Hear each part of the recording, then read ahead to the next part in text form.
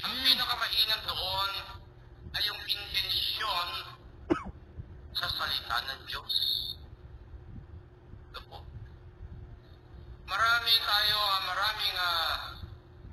nahuhumaling sa gawa ng makasanglibutang gawa. Gaya na lamang ng internet.